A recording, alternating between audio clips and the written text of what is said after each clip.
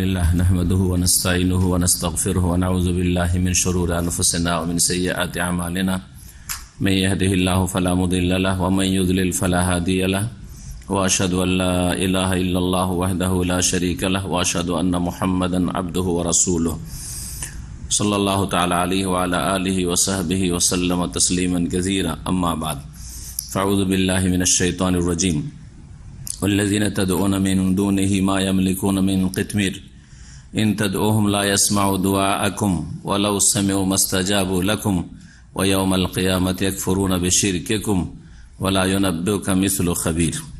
মহান আল্লাহ সমস্ত প্রশংসা যে আল্লাহ রাব্বুল আলামিন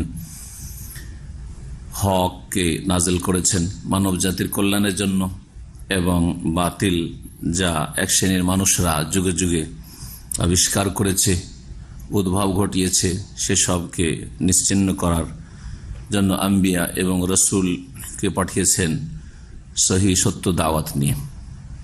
আমাদের আজকের আলোচনা মাওলানা মওদুদী রাহিমাহুল্লাহর কিছু কিতাব থেকে যেসব এমন বিষয় রয়েছে যেগুলি কোরআন সুন্নাহ পরিপন্থী, সহিহ আকীদা বিরোধী, এইরকম বিষয়গুলি নিয়ে আলোচনা করব সতর্ক করার উদ্দেশ্যে, যাতে করে মানুষ বিভ্রান্তির শিকার না হয়, কিছু ভালো খুঁজতে গিয়ে গুমরাহিতে নিমজ্জিত না হয়। আমাদের সামনে আছে তার প্রসিদ্ধ কিতাব রাসায়েল ও মাসাইল। এই রাসায়েল ও মাসাইল কিতাবটি 4 খণ্ডে রয়েছে, এইরকম 4 খণ্ডে রয়েছে। ইনশাআল্লাহ তাআলা এই কিতাবগুলি থেকে সবগুলি কথা না, কিছু কথা আপনাদের সামনে পেশ করব যেগুলি কোরআন এবং সহিহ সুন্নাহ বিরোধী। প্রথম যে বিষয়টি দিয়ে শুরু করব তা হচ্ছে রাসায়েল ও মাসাইল 3য় খণ্ড 260 পৃষ্ঠা। আমরা তার আসল কিতাব যে উর্দু ভাষায়, সেই কিতাব থেকে পড়ে শোনাব।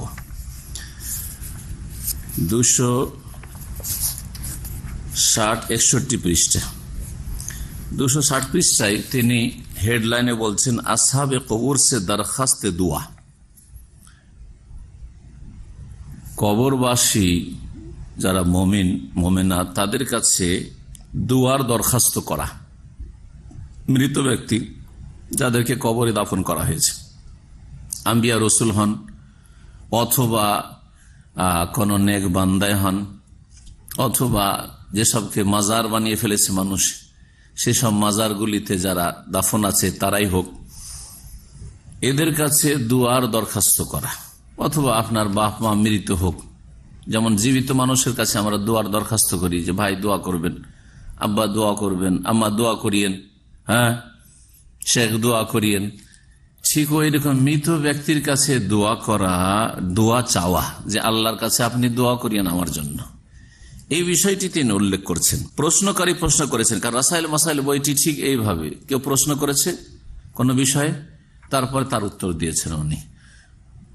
ওনার বিভিন্ন কিতাব যেগুলি তার লিখনী অথবা তার যে পত্রিকা ছিল তরজমানুল কোরআন, সেগুলিতে যেসব ভুলভ্রান্তি আপত্তিকর বিষয় অনেকে দেখেছেন, সেই সব বিষয়ে প্রশ্নগুলি রয়েছে, সেগুলির তিনি উত্তর দেওয়ার চেষ্টা করেছেন।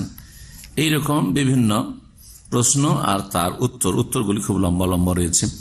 আমরা অল্প কিছু পড়েই বলার চেষ্টা করব, সবকিছুই না বলে। প্রশ্নকারী প্রশ্ন করছেন সওয়াল নম্বর 3, মানে প্রশ্ন নম্বর হচ্ছে 3। কিসি বুজুর্গ কি কবর पर जाकर इस तरह कहना कि ऐ वलीउल्लाह आप हमारे लिए अल्लाह से दुआ करें, क्या दुरुस्त है? কোন বুজুর্গের কবর কাছে, বুজুর্গ তো বুঝছেন, হ্যাঁ কোন বুজুর্গ, হ্যাঁ বড় মানুষ, সে কবরের কাছে গিয়ে এ কথা বলা যে এই ওয়ালিউল্লাহ, হে আল্লাহর ওলি, আপ হামারে লিয়ে আল্লাহ সে দোয়া করে, আপনি আমাদের জন্য আল্লাহর কাছে দোয়া করুন। क्या दुरुस्त है? এই দরখাস্ত করা, দোয়া চাওয়া মৃত ব্যক্তির কাছে বা কবরে দাফনকৃত ব্যক্তির কাছে দোয়ার দরখাস্ত করা কি ঠিক? উত্তরে তিনি কি বলছেন শোনেন। তিনি না শিরক বলছেন, না বেদাত বলছেন, না নাজায়েজ বলছেন। যদি আপনাকে জিজ্ঞেস করা, একজন সহিহ আকীদার সাধারণ মানুষকেও জিজ্ঞেস করা হয় তাহলে কি বলবে? বিদআত বলবে বা হারাম বলবে, নাজায়েজ বলবে। হ্যাঁ, সেটা শিরক পর্যন্ত পৌঁছিতে পারে যদি মনে করে যে তাদের ওই রকম ক্ষমতা আছে ইত্যাদি। এমন একটা পর্যায়ে আছে যে শিরক, এটা হচ্ছে শিরকের কাছে পৌঁছে যাওয়া, বড় শিরকের কাছে। কিন্তু নিঃসন্দেহে বিদআত, নিঃসন্দেহে নাজায়েজ, নিঃসন্দেহে হারাম। তিনি কি বলছেন ভালো করে শুনুন। আর এক একটা জুমলা বাক্যের আমি তর্জমা করেছি যাতে করে কেউ না বলতে পারে যে বাংলায় তর্জমা করতে গিয়ে কিছু হেরফের হয়েছে। जवाब बोलছেন उत्तरे किसी बुजुर्ग से अपने हक में दुआए खैर की दरखास्त करना बजाय खुद कोई काबिल एतराज चीज नहीं है। কোনো বুজুর্গ ব্যক্তির কাছে নিজের জন্য দুআয়ে খায়ের করার দরখাস্ত করা আপন জায়গায় কোনো আপত্তিকর বিষয় নয়, কোন আপত্তিকর বিষয় নয়। যেখানে মৃত ব্যক্তির প্রশ্নকারী জীবিত বুজুর্গের কথা জিজ্ঞেস করেনি, মৃত ব্যক্তির, উনি বলছেন যে এই বিষয়টি আপন জায়গায় কোই কাবেল এতেরাজ চিজ नहीं है, কোনো আপত্তিকর বিষয় নয়। आदमी खुद भी अल्लाह से दुआ मांग सकता है, মানুষ নিজে আল্লাহর কাছে চাইতে পারে। और दूसरों से भी कह सकता है, অন্য কেউ বলতে পারে कि मेरे लिए दुआ करो, আমার জন্য দোয়া করিয়েন। लेकिन वफात याफ्ता बुजुर्गों की कब्रों पर जाकर ये दरखास्त पेश करना मामला की नौयत को बिल्कुल ही बदल देता है। তবে মৃত বুজুর্গের কবরের কাছে গিয়ে এই দরখাস্ত করা যে আমার জন্য দোয়া করিয়েন, এই বিষয়টিকে কি করে দিচ্ছে, বদলিয়ে দিচ্ছে। মানে বিষয়টা অন্য হয়ে যাচ্ছে। উনি সরাসরি নাজায়েজ বললেন না, হারাম বললেন না, আর সরাসরি জায়েজ বলতে যাচ্ছেন না। কি বলছেন শুনুন। উনি কবর পর ये बात कहने की दो ही सूरतें मुमकिन हैं, বলছে কবরে গিয়ে, মৃত ব্যক্তির কবরের কাছে গিয়ে যদি এই কথাটি বলে সেটার দুটো অবস্থা হতে পারে, দুটো ধরন হতে পারে। एक ये कि आप अपने दिल में ये चुपके चुपके ऐसा कहें, आप अपने दिल में या चुपके चुपके ऐसा कहें, আপনি গিয়ে আস্তে আস্তে মনে মনে বলছেন, জোরে নাই, চিৎকার করে নাই, আস্তে আস্তে বলছেন যেটা কবরের বাইরে আওয়াজটা থেকে যাবে, বা মনে মনে বলছেন যেটা সাধারণত মানুষ এরকম আড়ে থাকলে শুনতে পায় না, মনে মনে থাকলো বা পাশে থাকলে শুনতে পায় না। হয় একেবারে মনে মনে বললেন, আর না হলে আস্তে আস্তে বললেন। যদি এইরকম করে বলেন মনে মনে যে হে ওলিউল্লাহ আমার জন্য দোয়া করি, তো কবরের ভিতরে তো পৌঁছল না আওয়াজ, তাই না? বা মনে মনে বললেন একেবারে মনে মনে ওলিউল্লাহ আমার জন্য দোয়া করেন। इसके माने ये होंगे, যদি এইরকম করেন আস্তে আস্তে বা মনে মনে করেন, তো এর অর্থ হবে कि आप उन बुजुर्गों की समात की शान में शान वही कुछ समझ रहे हैं जो अल्लाह की है। তাহলে আপনি মনে করছেন যে এই বুজুর্গ আপনার কথা আস্তে বা মনে মনে বলছেন, ওইভাবে শুনছে যেইভাবে আল্লাহ শোনেন। আল্লাহ কিভাবে শোনেন? জোরে বলেন, আস্তে বলেন, মনে রেখে দেন, সবকিছু আল্লাহ জানছেন, অন্তর্যামী তিনি, ঠিক না? তাহলে আল্লাহর মতো করে দিলেন। কোরআনে কারীমের সূরা মুলকের আয়াত তিনি পেশ করছেন যে আল্লাহ শানে যা বলা হয়েছে, আসিররু কাওলাকুম আও ইজহারু বিহি ইন্নাহু আলিমুম বিযাতিস সুদূর, তোমরা তোমাদের কথা আস্তে গোপনে বলো, আও ইজহারু বিহি অথবা প্রকাশ করো, জোরে বা আস্তে বলো, ইন্নাহু আলিমুম বিযাতিস সুদূর, নিশ্চয় আল্লাহ তোমাদের অন্তর্যামী, অন্তরের সবকিছু সম্পর্কে সম্যক জ্ঞানী। তার মানে বলতে চাইছেন যে এটা আল্লাহর কাজ, তাই না? আস্তে আস্তে যদি বলেন।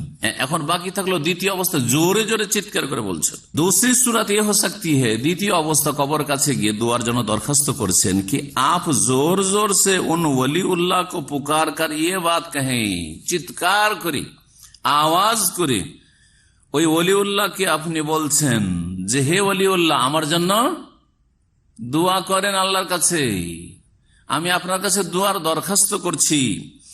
इस सूरत में एतेकाद की खराबी तो लाजिम ना आएगी, বলছি এতে আকীদার কোনো খারাপি হবে না।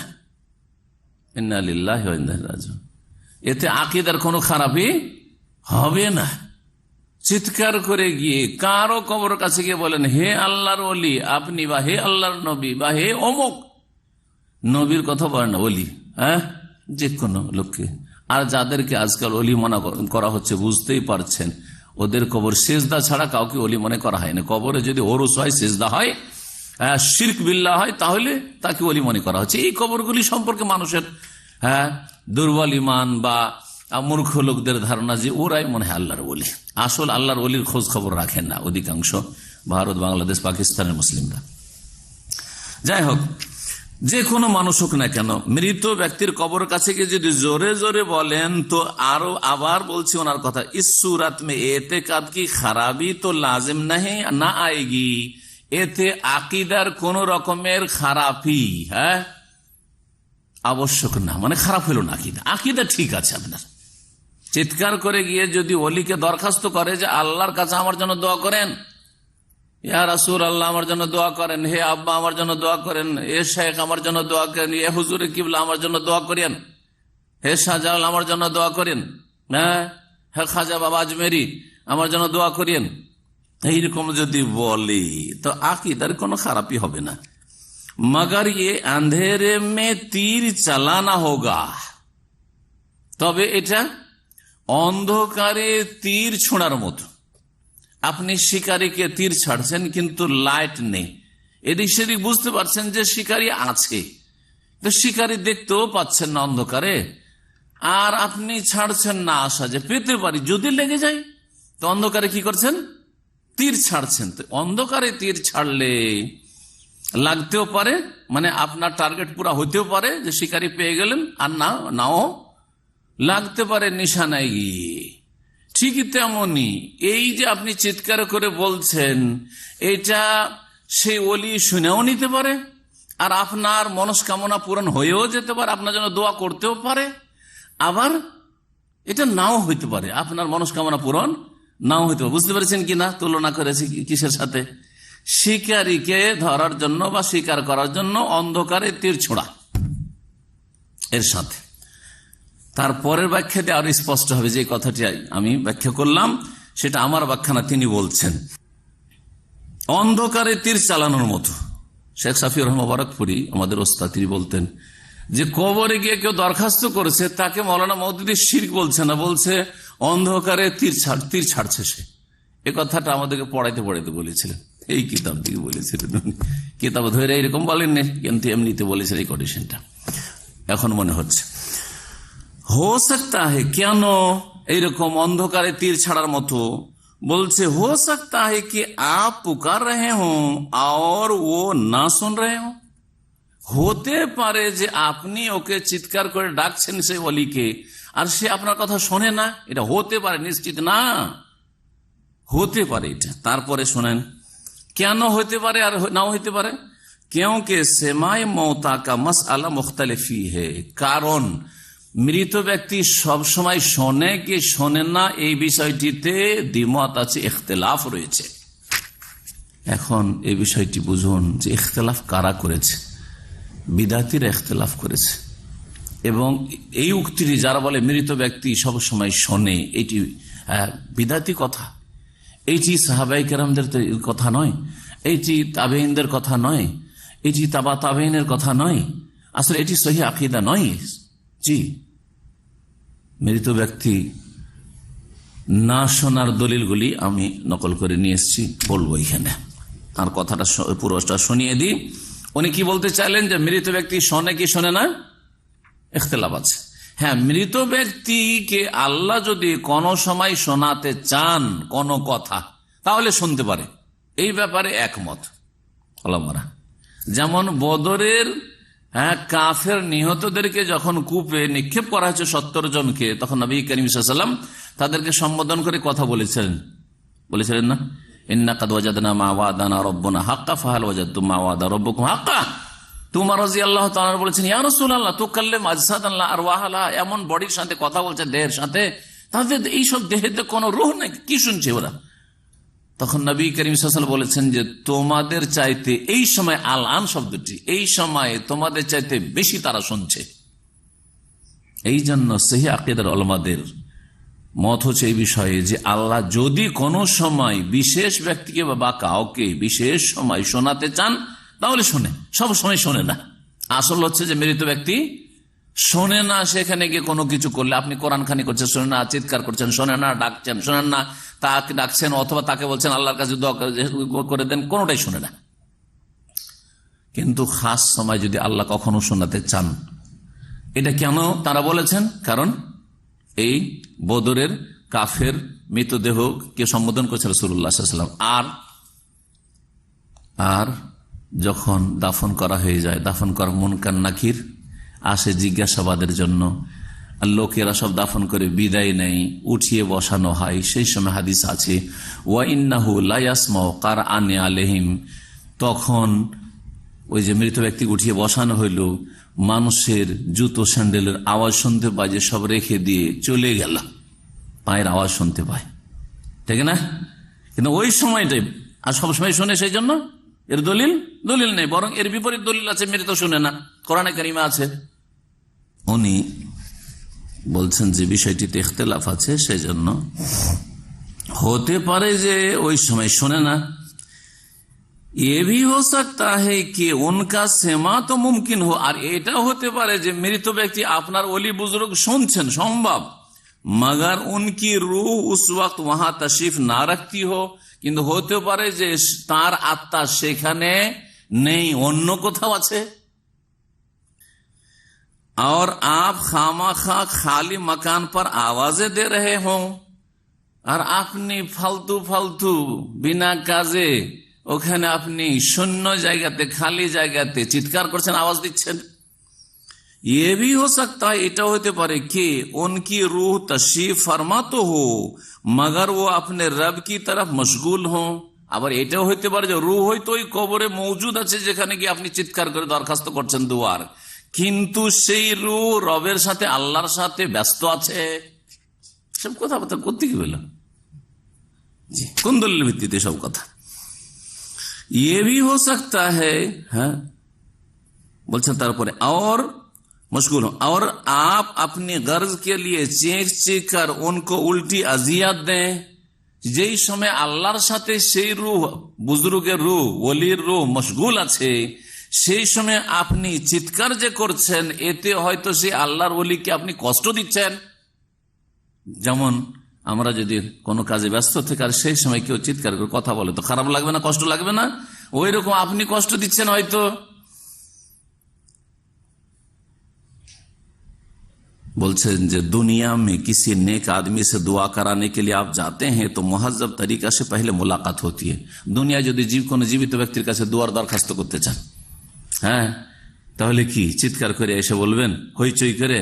না, যাবেন, সালাম দেবেন, ভদ্রভাবে বসবেন বা ভদ্রভাবে কথা বলবেন, মোলাকাত করবেন। ফির আপ আরজে মুদ্দা কর, তারপরে আরজ করেন যে আমার জন্য দোয়া করিয়েন, আমার জন্য দোয়া করিয়েন। তার মানে ওইভাবে হইলে অসুবিধা নেই। দুয়ার দরখাস্ত করাটা আপন অবস্থায় এটা শরীয়ত বিরোধী কাজ না, সহি আকীদা বিরোধী, কোরআন সুন্নাহ বিরোধী কাজ নয়। হতে পারে যে তীর লেগে যেতে পারে, হতে পারে নাও লাগতে পারে, বললো না? জি হ্যাঁ, এই হচ্ছে এই সম্পর্কে তার কথা। এখন কোরআন কারীমের আয়াত শোনায়, নবী করিম সাল্লাল্লাহু আলাইহি ওয়াসাল্লাম হাদিস শোনায়, দুটো আয়াত শোনায়, দুটো হাদিস শোনায়, কারণ বিষয়টি গুরুত্বপূর্ণ। সূরা ফাতির আয়াত নম্বর 13তে 14তে মহান আল্লাহ ইরশাদ করেছেন, ওয়াল্লাযিনা তাদউনা মিন দুনিহি মা ইয়ামলিকুনা মিন কিতমির, তোমরা আল্লাহকে বাদ দিয়ে যাদেরকে আহ্বান করো, ডাকো। সে আহ্বান করো মানে দেন অথবা আল্লাহর কাছে দোয়া করে দেন, যেটাই হোক না কেন, আহ্বান দুটোই, ডাকা। কিন্তু যাদের আল্লাহকে বাদ দিয়ে যাদেরকে তোমরা ডাকো, মা ইয়ামলিকুনা মিন কিতমির, তারা খেজুরের আটির ওপর যে আবরণ আছে তারও মালিক না। খেজুরের যখন যেটা খাবার আপনার যেটা সেটা ছড়িয়ে নেবেন, খেজুর আটির ওপর কি আছে, একবারে পাতলা সরু চিকো সাদা আবরণ আছে, ওটা হচ্ছে কিতমির। ওটারও মালিক না, ওটাও দিতে পারে না তোমাকে। আল্লাহ বলছেন যে তুমি যদি বা তোমরা যদি তাদেরকে ডাকো, লা ইয়াসমাউ দুআআকুম, তোমাদের ডাক শোনে না। আল্লাহ কি বললেন? শোনে না। আর মওদুদী সাহেব বলছেন যে শোনার ব্যাপারটা যেহেতু ইখতিলাফ আছে, জি হ্যাঁ, ওয়ালাউ সামিউ, আল্লাহ বলছে যদি শুনে নেয়, এটা হচ্ছে কিরকম, যেমন আমরা বলি ধৈর্য নাও, এইরকম সাপোজ যদি এরকম হয়, ওয়ালাউ সামিউ, যদি শুনেও, মাস্তাজাবু লাকুম, মনে রাখো যে তোমাদের ডাকে সাড়া দিতে পারবে না। তো যদি ধরে নেন কিছুক্ষণের জন্য যে তোমার দরখাস্তটা শুনলো যে হে অলিউল্লাহ আমার জন্য দোয়া করিয়েন, মাস্তাজাবু লাকুম, তোমাদের ডাকে সাড়া দিতে পারবে না, তোমাদের আরজি পুরা করতে পারবে, দরখাস্ত পুরা করতে পারবে না, তলব পুরা করতে পারবে না। ওয়ায়াউমাল কিয়ামতি ইয়াকফুরুনা বিশিরকিকুম, আর কিয়ামতের দিনে সেই নেক বান্দা, নবী, ওলি, মুমিন বান্দা, মৃত ব্যক্তি যাকে ডাকছো, সে তোমাদের শিরককে অস্বীকার করবে। এই আহ্বানটাকে আল্লাহ কি বললেন? শিরক বললেন। বললেন যে তোমাদের এই কাজটাকে, এই শিরক শব্দ বলে দিয়ে আল্লাহ বলতে চাইলেন যে এই যে আচরণটা করছো, কবরে গিয়ে ডাকছো কাউকে, মৃত ব্যক্তিকে, হ্যাঁ, এটা হচ্ছে কি? শিরক। এটা হচ্ছে শিরক। ওয়ায়াউমাল কিয়ামাতি ইয়াকফুরুনা বিশিরকিকুম ওয়ালা ইউনাব্বিউকা মিসলু খাবীর, আর সূক্ষ্ম খবর যে সত্তা আল্লাহ রাখেন তার মতো কেউ সত্য কথা, হক কথা, সহি কথা বলতে পারে না। আল্লাহ কথা বলছেন সূরা ফাতিরের আয়াত নম্বর 22 শুনেন। তাতে বলছেন আল্লাহ, ওমা ইয়াস্তাবিল আহইয়া ওয়াল আমওয়াত, জীবিত আর মৃত সমান হইতে পারে না। আরে জীবিতর কাছে দোয়া চাইবেন যে আমার জন্য দোয়া করিয়েন, আর মৃতর কাছে সমান হইতে পারে না। জীবিত মৃত কোনো ক্ষেত্রে সমান হইতে পারে না। জীবিত ব্যক্তি যদি কমজোর থেকে কমজোরও হয়, তারপরেও কিছু চাইলে আপনাকে 2, 4, 10, 20 টাকা দিতে পারবে, কিছু তো দিতে পারবে, কিছু তো হেল্প করতে পারবে, তাই না? যে কোনো দিক থেকে এটা ভারী বোঝা ওঠার ক্ষেত্রে কিছু তো হেল্প করতে পারবে। কিন্তু মৃত ব্যক্তি নিজে চলতেও পারে না, নিজে কাপড় পরিধানও করতে পারে না, নিজে গোসলও করতে পারে না, নিজের আতরও লাগাইতে পারে না, নিজে খাটে উঠতে পারে না, বিছানায় উঠতে পারে না, নিজে কবরেও নামতে পারে না, কোনোটাই করতে পারে না। যার ফলে একটা মৃতদেহকে অন্য লোকেরা গোসল করায়, অন্য লোকেরা পরিষ্কার পরিচ্ছন্ন করে, অন্য লোকেরা কাপড় পরিধান, কাফন পরিধান করায়, আর অন্য লোকেরা খাটে উঠিয়ে রাখে, অন্য লোকেরা খাট থেকে নামিয়ে নিয়ে গিয়ে কবরে রাখে। সুবহানাল্লাহ। তারপরও তার কাছে কি দরখাস্ত করবেন? আল্লাহ বলছেন, ওমা ইয়াস্তাবিল আহইয়া ওয়াল আমওয়াত, জীবিতরা আর মৃতরা সমান না। ইন্নাল্লাহ ইউসমিউ মান ইয়াশা, আল্লাহ যাকে চান শোনাতে পারেন, আল্লাহ শোনাতে পারেন যাকে চান। কিন্তু শোনো, ওমা আনতা বিমুসমিন মান ফিল কবুর, যারা কবরে চলে গেছে তাদেরকে হে নবী, হে মুসলিম, তুমি শোনাতে পারবে না। এর চাইতে স্পষ্ট কি লাগে? ওমা আনতা বিমুসমিন মান ফিল কবুর, যে কবরে চলে গেছে, বা যারা, মান বহু বচনের ক্ষেত্রে ব্যবহার হয়, যারা কবরে চলে গেছে, কবরবাসী, তাদেরকে তুমি শোনাতে পারো না। ওমা আনতা বিমুসমিন মান ফিল কবুর, সূরা ফাতির আয়াত নম্বর 22। মানুষ মারা গেলে আমল বন্ধ হয়ে যায়। দুনিয়ার যেমন ডিউটি, চাকরি, ব্যবসা সব বন্ধ হয়ে যাবে, কথা বলা বন্ধ হয়ে যাবে, খাওয়া দাওয়া বন্ধ হয়ে যাবে, স্বামী স্ত্রী মিলন বন্ধ, সব বন্ধ হবে না? হবে না? ঠিকই তেমনই দোয়া করা বন্ধ হয়ে যাবে। নিজের জন্য দোয়া করা বন্ধ হয়ে যাবে, অন্যের জন্য দোয়া করা বন্ধ হয়ে যাবে। না অন্যের জন্য দোয়া করা থাকবে?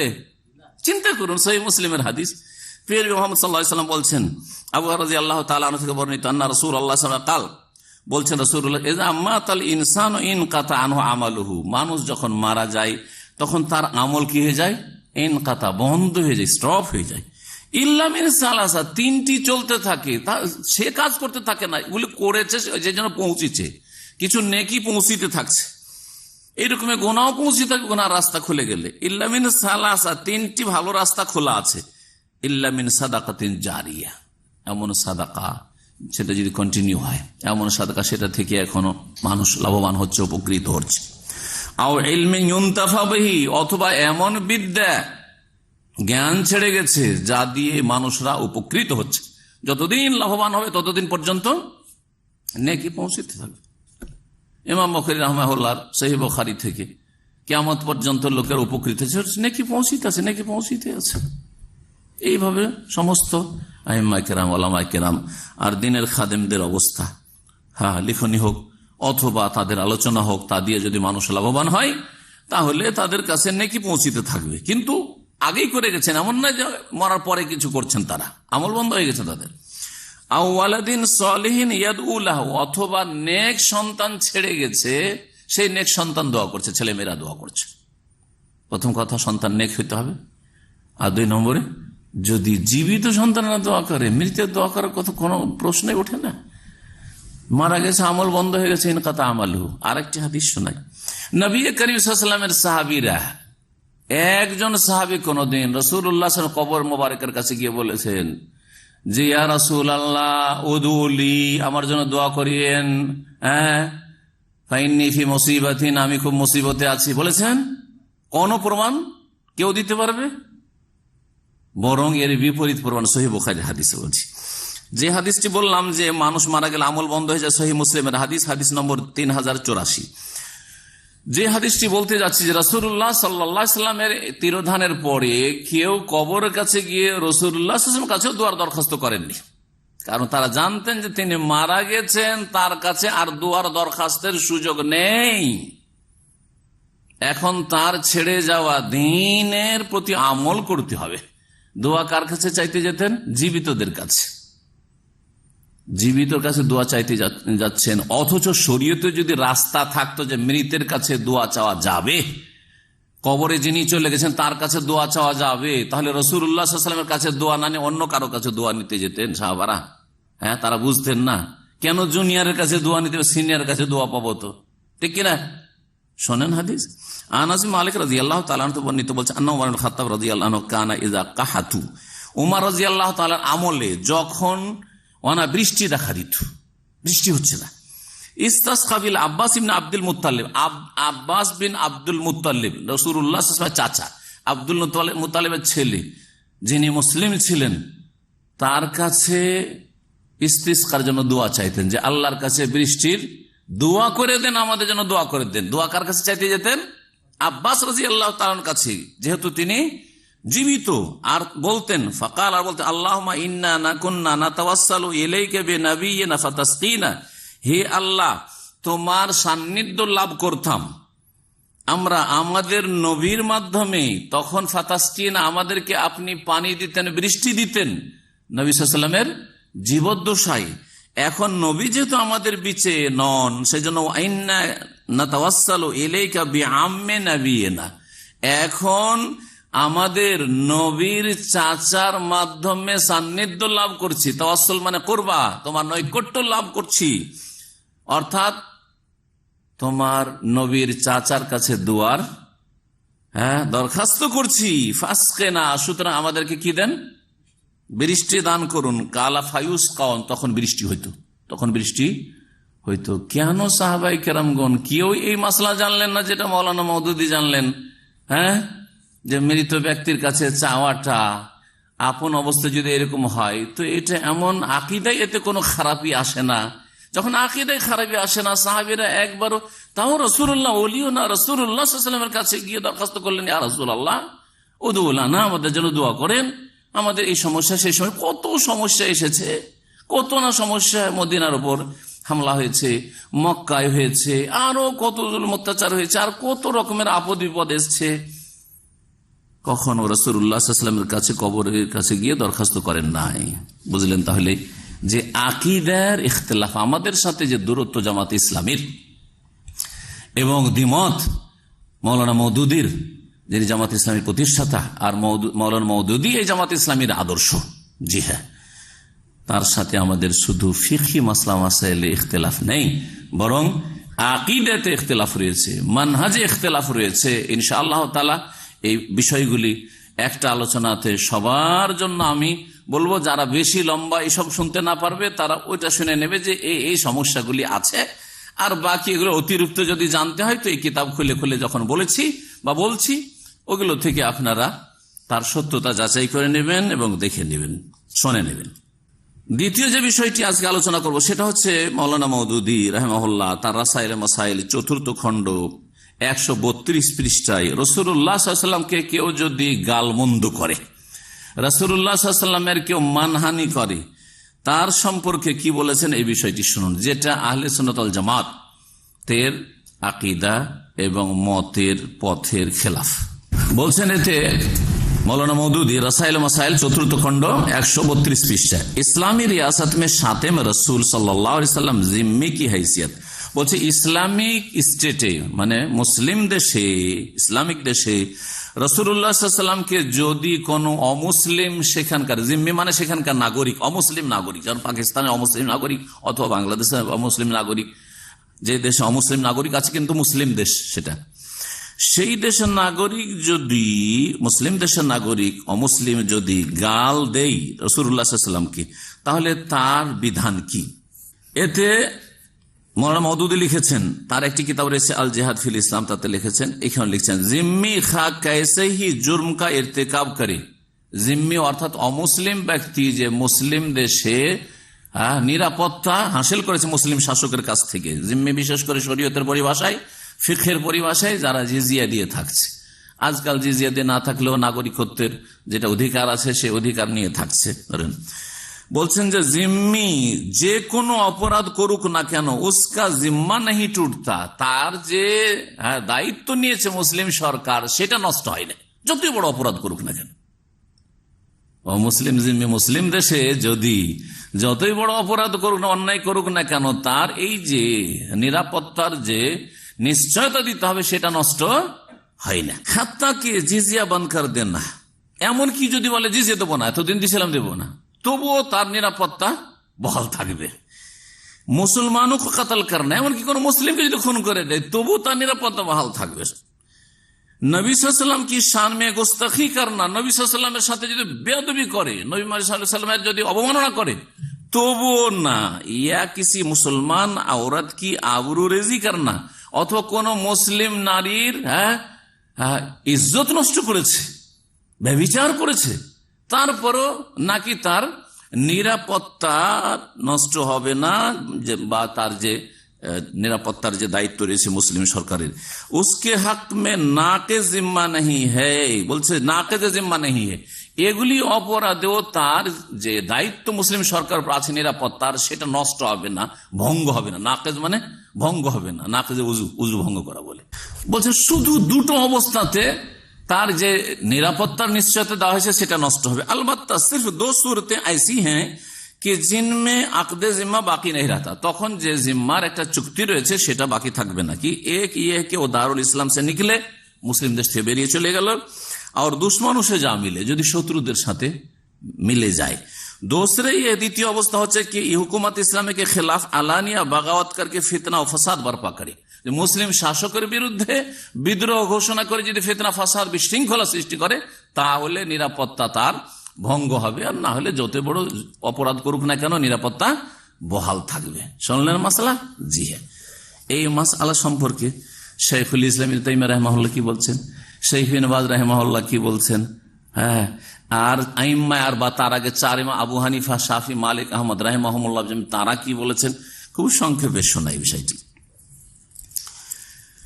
আল্লামা ইবনে বাজ রাহিমাহুল্লাহ বলছেন কাল আল কাজী আয়াজ, ইমাম কাজী আয়াজ বলছেন, মুসলিমের যে ভাষ্য আপনার ইমাম নববী রাহমাতুল্লাহ, তাতে ইমাম কাজী আয়াজের খুব উনি উদ্ধৃতি দিয়েছেন।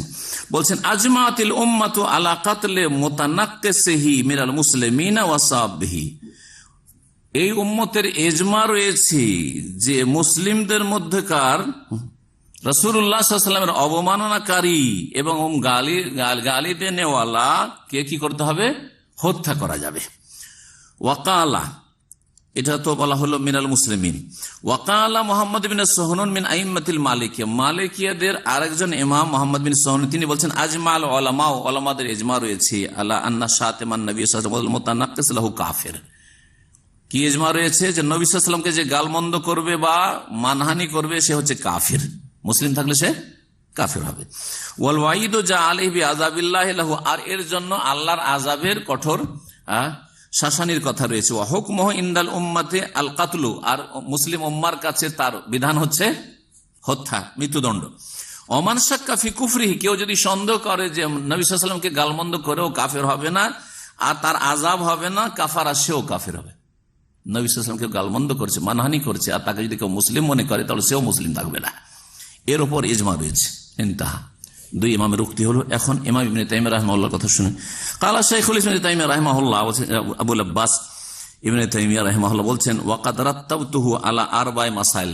ইমাম ইবনে তাইমিয়া রাহিমাহুল্লাহর একটি কিতাবই আছে, তার কিতাবের নাম হচ্ছে আস-সারিমুল মাসলুল আলা শাতিমির রাসূল।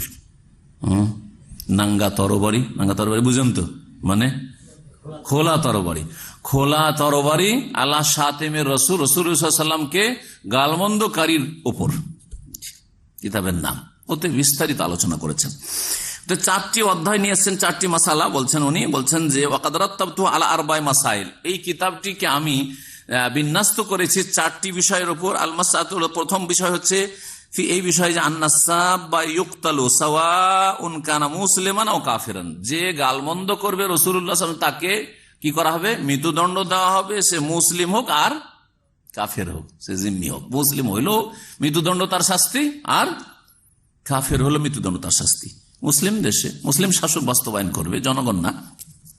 আল মাসআলাতুস সানিয়া, দ্বিতীয় বিষয় হচ্ছে ফি আন্নাহু ইয়াতাআয়্যানু কাতলুহু ওয়া ইন কানা জিম্মিয়ান, তাকে অবশ্যই খুন করতে হবে, মৃত্যুদণ্ড দিতে হবে যদিও সে জিম্মি হোক। মানে আমি জিজিয়া করে দিয়ে আমি তো নিরাপত্তা হাসিল করেছি, আমি তো এই দেশের নাগরিকত্ব হাসিল করেছি, আমি এখানে তো নিশ্চয়তা পেয়েছি আমার জানমালের সুরক্ষার, কিন্তু তুমি তোমার রক্তকে হালাল করেছো রাসূলুল্লাহ সাল্লাল্লাহু আলাইহি ওয়াসাল্লামকে গাল দিয়ে বা তার অবমাননা করে।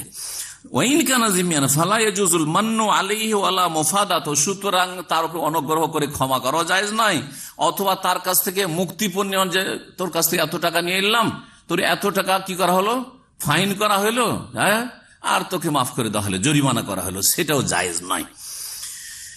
আস-সারিমুল মাসলুল আলা শাতিমির রাসূল কিতাবে তিনি বলছেন। ইবনে তাইমিয়া রাহিমাহুল্লাহ আরো বলছেন, উলামা কেরামদের উক্তিগুলি নকল করার পরে এই বিষয়ে বাদান মা নাকালা আকওয়াল আল উলামা ফি শাতিমির রাসূল ওয়া মুতানাক্কিসি ফি কিতাবি আস-সারিমুল মাসলুল আলা শাতিমির রাসূল ওয়া তাহরিরুল কওলি ফিহি, সার কথা, মুদ্দা কথা হচ্ছে এই যে আন্নাসাব বা ইনকানা মুসলিমান, যদি গালমন্দকারী রাসূলুল্লাহ সাল্লাল্লাহু আলাইহি ওয়াসাল্লামকে মুসলিম হয়, আন্নাহু ইয়াকফুরু, সে কাফের হয়ে যাবে, ওয়ায়ুকতালু বিগাইরি খিলাফিন, কোন দ্বিমত নাই, তাকে মৃত্যুদণ্ড দেওয়া হবে। ওয়া হুয়া মাযহাবুল আইম্মাতুল আরবা ওয়া গায়রুহুম, এটি হচ্ছে 4 মাযহাবের ইমামদের মত। ওয়া ক্বালা ইবনে হাম্বল, ইমাম আহমদ বিন হাম্বল বলেছেন, সামি'তু আবা আব্দুল্লাহ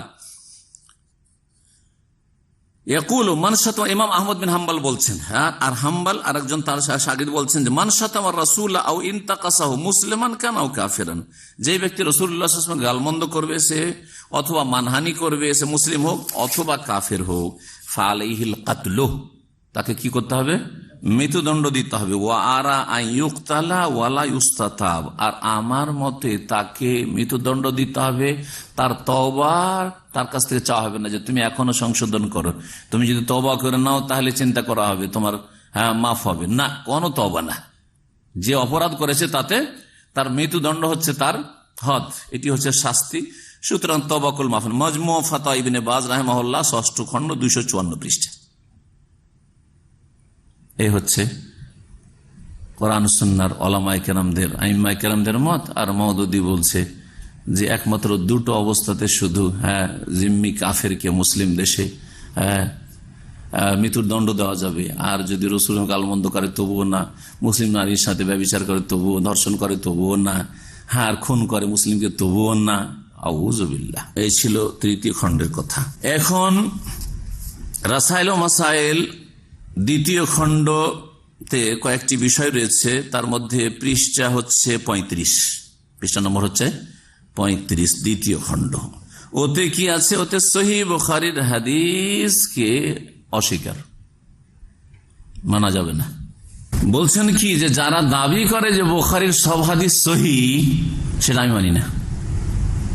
আশ্চর্য, শুনেন তার ভাষায় बोलते इसलिए ये दावा करना कि सही, ये दावा करना सही नहीं कि बुखारी में जितनी अहादीस दर्ज हैं उनके मज़ामिन भी जूं का तू बेला तनकीद कबूल कर लेना चाहिए। বলছে যে এই দাবি করা ঠিক নয় যে বুখারীতে যত হাদিস সংকলিত হয়েছে সবগুলির বিষয়বস্তু যেভাবে এসেছে সেটা বিনা কোনো আপত্তিতে কবুল করতে হবে, এটা এই দাবিটা সহি নাহি, সহি নয়। তার কাছে বুখারী সব হাদিস নেওয়া যাবে না। তাহলে কি করতে হবে? গত সপ্তাহের যে কিতাবগুলো থেকে উদ্ধৃতি দিয়েছিলাম তাতে বলেছিলাম যে সহি মুহাদ্দিসরা যে মাপকাঠি বলে তাছাড়াও তার কাছে একটা জক আছে, যার পাণ্ডিত্য হয়ে যাবে সে অন্য একটা তার দক্ষতা আছে, জক স্বাদ, সেটা দিয়ে সে পরীক্ষা নিরীক্ষা করবে। ওই সুফিদের মতো, সুফিদের যেমন স্বপ্নের মাধ্যমে ইলহামের মাধ্যমে মেলা তরিকাতে সহি জয়ীফ জানার ব্যবস্থা আছে, তেমন এর কাছে নিজের স্বাদ দিয়ে, স্বাদটা হচ্ছে কুপ্রবৃত্তি। জি হ্যাঁ, স্বাদটা যেটা বলতে চাইছে তিনি তো স্বীকার করবেন না বা তার লোকেরা, কিন্তু সেটা হচ্ছে খেয়াল খুশি, যেটা আমাকে মনের মতো লাগলো সেটাকে সহি বলে দিলাম, এই যেটা মনের উল্টো লাগছে আমার যুক্তির খেলাফ লাগছে সেটাকে এই ঠিক নয়, এটা যদিও সনদ সহি বলে দিলাম। এটি তো ইত্তেবাউল হাওয়া, কুপ্রবৃত্তির অনুসরণ। বলছেন ইস সিলসিলে में ये बात भी जान लेने की है, এই ব্যাপারে এটাও জেনে নেওয়া উচিত कि किसी रिवायत के सनदन सही होने से ये लाजिम नहीं आता, কোনো হাদিসের সনদের দিক থেকে বিশুদ্ধ সহি হওয়াতে এটা জরুরি হয় না कि उसका नफ्स मजमून भी हर लिहाज से सही और जो का तू काबिल कबूल हो। যে হাদিসের সনদ সহি হইলে যে তার বিষয়বস্তুটা ওইভাবেই সহি হবে বা গ্রহণযোগ্য হবে না, এটা আবশ্যক নাই, এটা আবশ্যক নাই। এই ছিল তার এই কথা। আর তারপরে আরো এই বিষয়টি কয়েক জায়গায় তিনি বলেছেন, যেটা প্রথম খণ্ডে আছে এই হাদিসের সহি জয়ীফের বিষয়টি। এখানে আর একটি বিষয় আছে, যেটা বিষয় যেহেতু ভিন্ন সেই জন্য পরে ওটাতে আবার ফিরে আসি না। সহি হাদিসকে রিজেক্ট করা, প্রথম খণ্ড রাসাইল ও মাসাইল 176 পৃষ্ঠা এবং 184-85, 176, 184-85 দেখি আমরা এখন। 176 पृष्ठाয় বলছেন मौलाना मौदूदी, आइमा मुस्ताहिदीन ने जो कुछ फरमाया वो बिल्कुल सही है और मैं भी उसका कायल हूँ, लेकिन मैंने जो कुछ लिखा है उसका मतलब ये है कि बसा औक़ात सही इस्नाद हदीस मतन के एतबार से कमजोर पहलू रखती है। বলছে आइमा मुस्ताहिदीनরা যা কিছু লিখেছেন ঠিক, और আমিও বলছি সেটা, लेकिन কিন্তু मैंने जो कुछ लिखा है, যা আমি লিখেছি যে হাদিস সবটা সহি বুখারী বা সহি হইলে সনদ সহি হইলে নেওয়া যাবে না, যে লিখেছি কেন বলছে যে বাসা औक़ात सही इस्नाद हदीस मतन के एतबार से कमजोर पहलू रखती है, কখনো কখনো সনদের দিক থেকে সহি হাদিস মতনের দিক থেকে, মানে যে বিষয়বস্তুটা হাদিস আছে ওর দিক থেকে দুর্বল, তাতে দুর্বল দিক আছে। और किताब सुन्नत से जो दूसरी मालूमात हमको हासिल हुई है, कुरान सुन्नत থেকে অন্য যে নলেজ গুলি হাসিল হয়েছে उनके साथ उनका उसका मतन मुताबिकत नहीं रखता। এতে দেখা যাচ্ছে যেই সহি সনদের হাদিসটা রয়েছে অন্য যে নলেজটা আমরা হাসিল করেছি কোরআন সুন্নাহ থেকে, সেই নলেজটার সাথে সাংঘর্ষিক হয়ে যাচ্ছে, একরকম হচ্ছে না, এরকম হয়ে যায়। এইরকম যদি অবস্থা হয়ে যায়, উনি একটা কাল্পনিক অবস্থা তৈরি করছেন যে কোরআন সুন্নাহ আমাদের কাছে অলরেডি নলেজ আছে একটা, আর একটা হাদিস সহি সনদ আসলো, সেই সনদের থেকে বর্ণিত যে হাদিসটা আছে সে তার বিষয়বস্তুটা আমাদের যে নলেজগুলি আছে তার সাথে কি সাংঘর্ষিক, সামঞ্জস্যশীল নয়। এইরকম যদি হয়ে যায় তো ऐसे हालत में नागुजीर हो जाता है, এইরকম অবস্থায় আমাদের জন্য আমরা নিরুপায় হয়ে যাই যে দুটোর একটা করতে হবে। কি করতে হবে? ইয়া উস হাদিস কি তাবিল কি যায়, ওই হাদিসের অন্য কোনো ব্যাখ্যা করতে হবে, তাবিল অপব্যাখ্যা বা দূরের ব্যাখ্যা, অন্য কোনো ব্যাখ্যা করতে হবে। আর ইয়া উসে রদ কিয়া যায়, অথবা হাদিসটা কি করতে হবে? রিজেক্ট, রদ করে দিতে হবে। ওনার কাছে কিছু জানা আছে, সেটার সাথে মিলছে না কথা সহি হাদিসের, সেজন্য সহি হাদিসের বিষয়বস্তুটাকে কি করতে হবে? রদ করে দিতে হবে, রিজেক্ট করে দিতে হবে।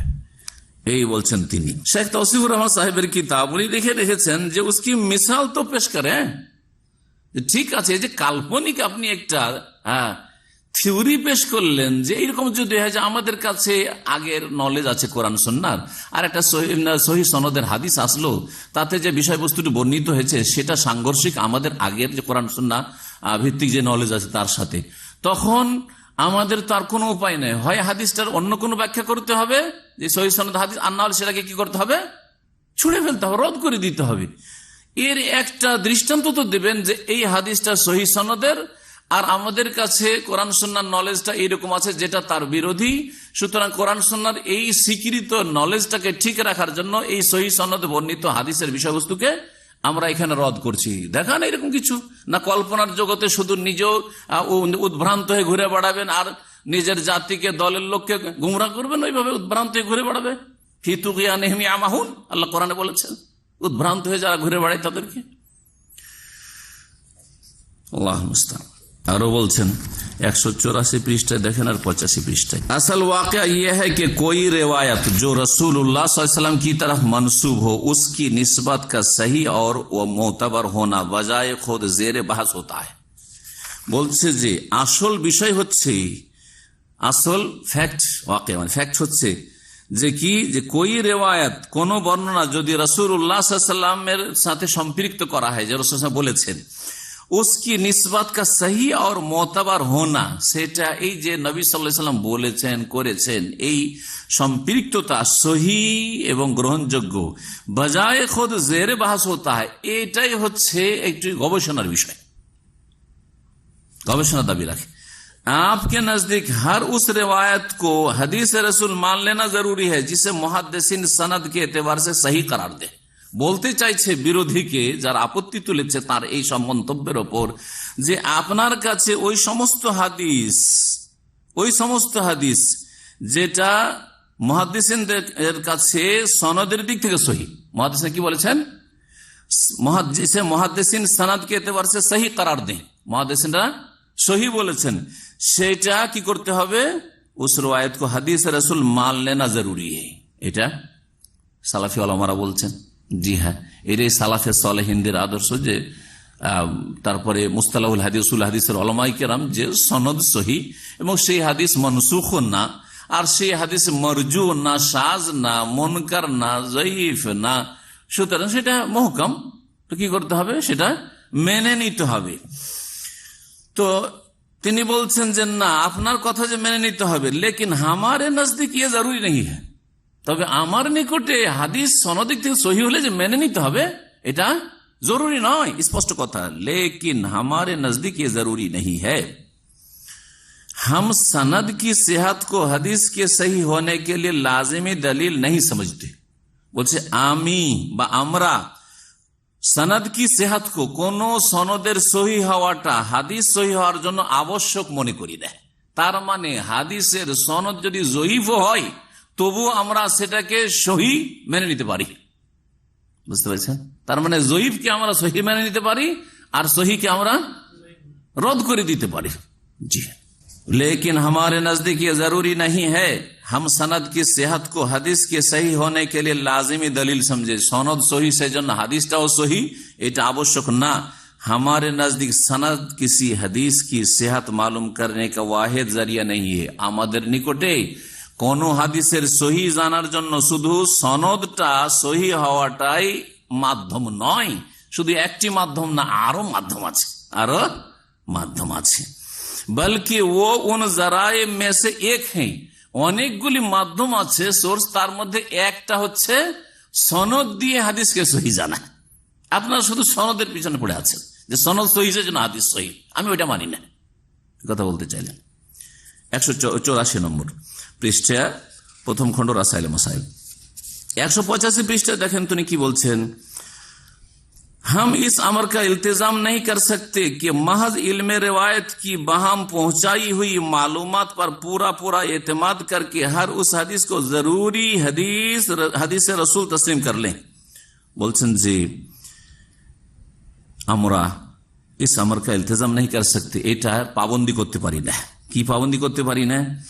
कि महज इल्म रिवायत की बहम पहुंचाई हुई मालूमात, इल्म रिवायत মানে সনদের যে ইলম, হ্যাঁ, হাদিসের যে জ্ঞান, উসুলে হাদিসের যে সহিহ জয়ীফের যে কায়দা কানুনগুলি, এগুলির ভিত্তিতে पूरा पूरा एतमाद करके, पूरा निर्भर করে এসবের ওপর हर उस हदीस को जरूरी हदीस रसूल तस्लीम कर लें, যে সহি বলেছে সেই জন্য সেটা হাদিস রসুল বলে মেনে নেব, এটার পাবন্দি করতে পারি না।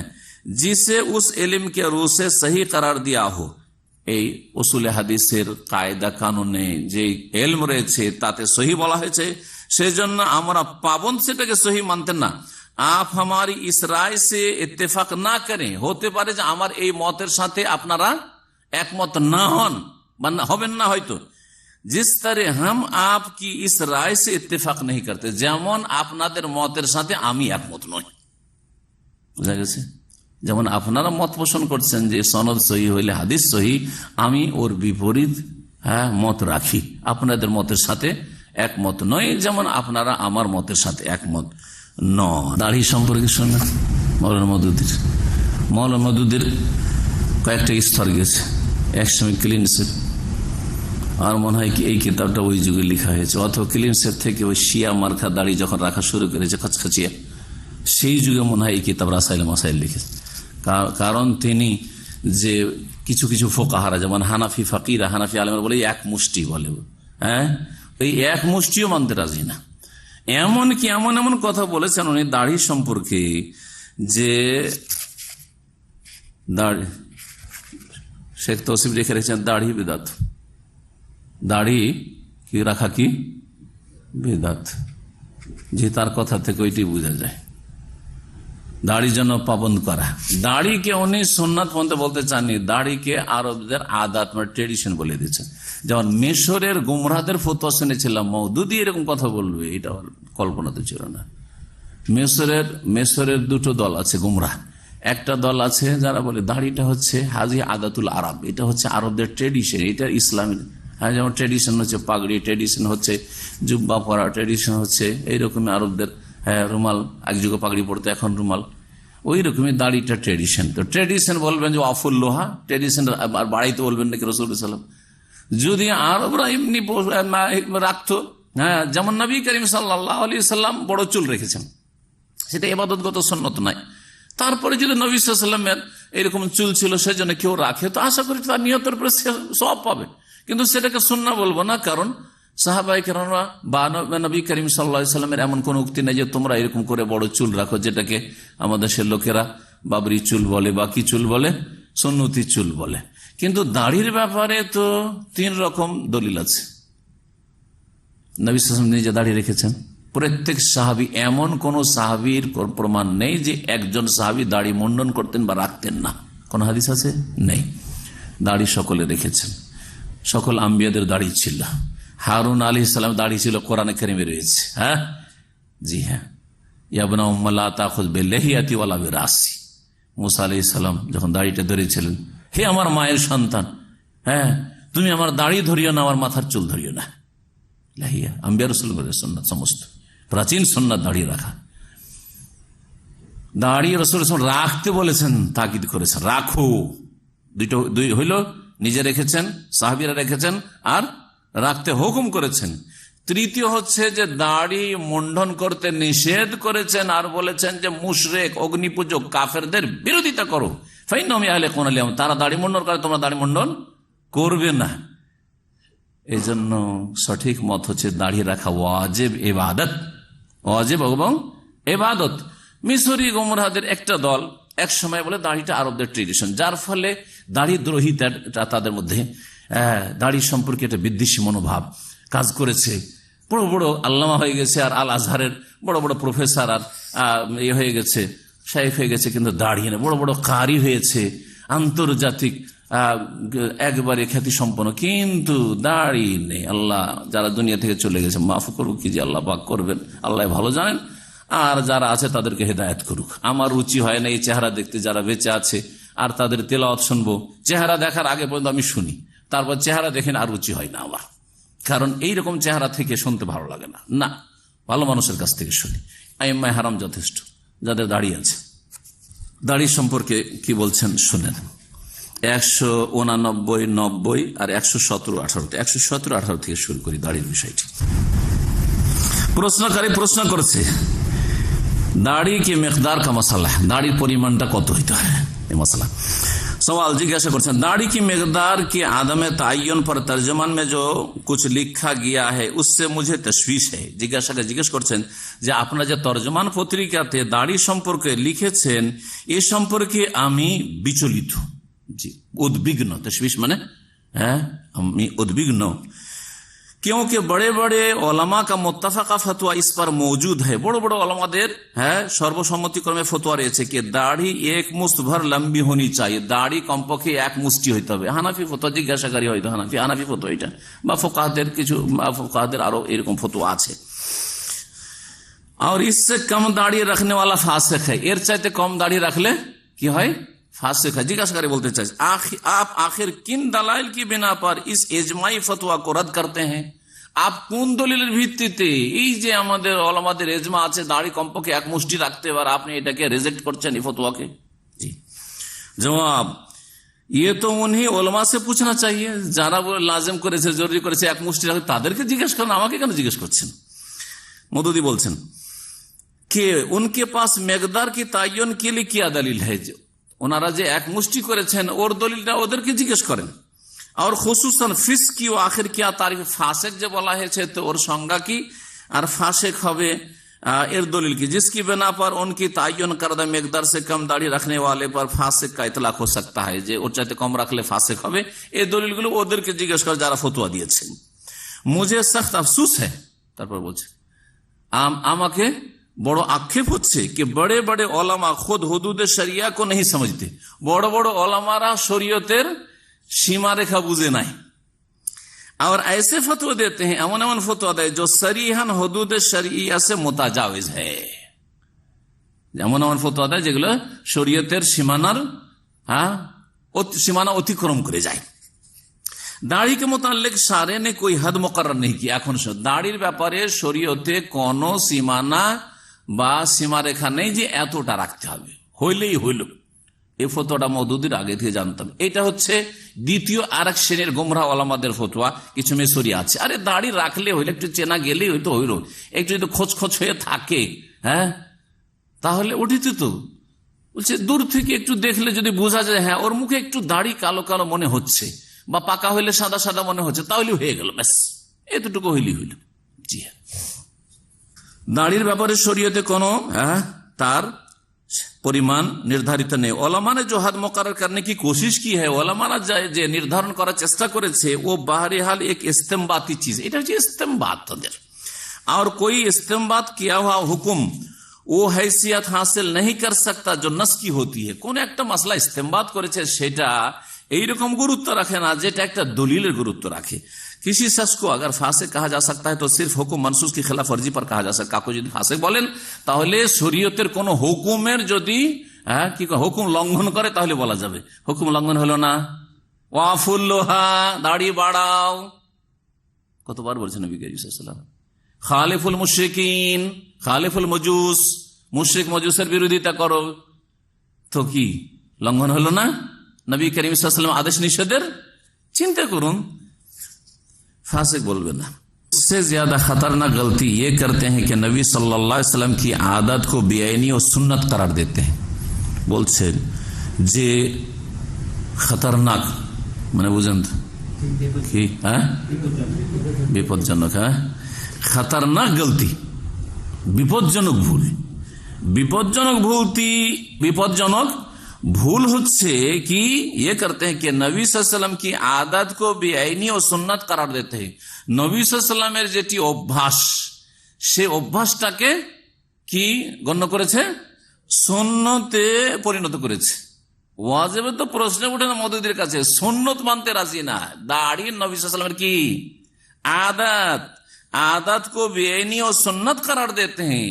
নবী সাল্লাল্লাহু আলাইহি ওয়াসাল্লাম আদত অভ্যাস যেটা ছিল, অভ্যাসগত বিষয় ছিল দাড়ি রাখা, আরবরা রাখতেন, উনিও রেখেছেন, এটাকে সুন্নত গণ্য করা হয়েছে। জিসকে এটা কি, এটা হচ্ছে খতরনাক গলতি, এটা হচ্ছে কি বিপজ্জনক ভুল। जिसके कायम वो जारी करने के लिए आप मबूस हुए थे। दरहाले की सुन्नत कायम করার জন্য নবী সাল্লাল্লাহু আলাইহি ওয়াসাল্লাম প্রেরিত হয়েছেন, আর নবী সাল্লাল্লাহু আলাইহি ওয়াসাল্লামের আদতকে আপনারা সুন্নত বানিয়ে ফেললেন, এটা তো বিপজ্জনক ভুল। दरहाल के जो उमूर आपने आदतन किए हैं उन्हें सुन्नत बना देना और तमाम दुनिया के इंसानों से मुतालबा करना कि वो सब उन आदत को इख्तियार कर लें, अल्लाह और उसके रसूल के का हरगिज मंशा ना था। आश्चर्य कथा বলছেন যে সত্যিকার অর্থে যেই বিষয়গুলি হচ্ছে যে বিষয়গুলি এমন যেগুলি নবী সাল্লাল্লাহু আলাইহি ওয়াসাল্লাম অভ্যাসগতভাবে করেছেন, जो उमूर आपने आदतन किए हैं, যেই কাজগুলি নবী সাল্লাল্লাহু আলাইহি ওয়াসাল্লাম অভ্যাসগতভাবে করেছেন, आदतन किए हैं, उन्हें सुन्नत बना देना, সেগুলিকে সুন্নাত বানিয়ে দেওয়া, और तमाम दुनिया के इंसानों से मुतालबा करना, আর সারা বিশ্বের মুসলিমদেরকে কি করা, বলা এই কথা বা তাদের কাছ থেকে এটা চাওয়া, तलब करा কি চাওয়া, যে कि वो सब उन आदत को इख्तियार करे, যে এই নবী সাল্লাল্লাহু আলাইহি ওয়াসাল্লামের অভ্যাসটাকে তোমরা অবশ্যই করো। উনি এখন আদত বলে বলছেন যে এইটাকে সবাইকে দাড়ি রাখতে বলা, যে তোমরা দাড়ি রাখো, এই কথা। আল্লাহ और उसके रसूल का हरगिज मनशा ना था, আল্লাহ এবং তার রাসূল সাল্লাল্লাহু আলাইহি ওয়াসাল্লামের এটা উদ্দেশ্য ছিল না যে নবী সাল্লাল্লাহু আলাইহি ওয়াসাল্লামের অভ্যাসগুলিকে আপনারা সুন্নত মনে করে দেন আর সারা বিশ্বের মুসলিমদেরকে বলেন যে তোমরাও করো। অর্থাৎ ইসলামের এটা উদ্দেশ্য নয় যে নবী সাল্লাল্লাহু আলাইহি ওয়াসাল্লাম অভ্যাসগত হিসাবে দাঁড়িয়ে রাখলেন আর আপনারা সেটা সুন্নত মনে করে চাইতে লাগে। এটা আল্লাহ চাননি, রসুল চান নাই। মানসা মানে চাওয়া, জি হ্যাঁ, এটা আল্লাহ এবং রসুলের চাওয়া নয়, তারা চাননি।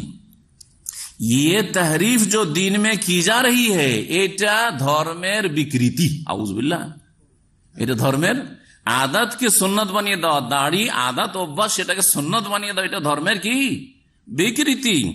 ये तहरीफ जो दीन में की जा रही, अगर मैं उसके आगे सिपर डाल दूं और जो वज़ाक़ता में लोग मुझे देखना चाहते हैं उसमें अपने आप को ढाल लूं, तो मैं एक ऐसे जुर्म का मुर्तकिब होऊंगा जिसके लिए अल्लाह के यहाँ मुझसे सख्त बाजपुरस होगी। আচ্ছা, কথা বলছেন কি, এখন তরজমা করি, কথা লম্বা হয়ে যাচ্ছে।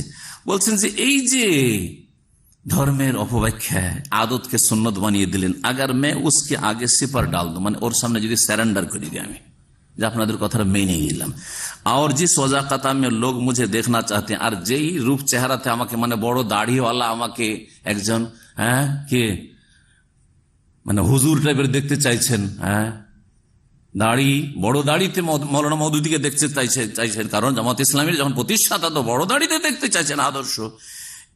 এটা যদি আমি করি, जिस वज़ाक़ता में लोग मुझे देखना चाहते हैं उसमें अपने आप को डाल लूं, সেই রকম যদি নিজেকে তৈরি করে নি, তো मैं एक ऐसे जुर्म का मुर्तकिब होऊंगा, তাহলে আমি এমন একটা অপরাধ লিপ্ত হব, जिसके लिए अल्लाह के यहाँ मुझसे बाजपुरस होगी, सख्त बाजपुरस होगी, যার কারণে আল্লাহর কাছে আমাকে কড়া জবাবদিহি করতে হবে, কড়া জবাবদিহি করতে হবে, যে হে মওদুদী, তুমি রাসূলুল্লাহ সাল্লাল্লাহু আলাইহি ওয়াসাল্লামের আদতকে লোকেরা সুন্নত মনে করেছে, তুমি কেন সুন্নত মনে করলে?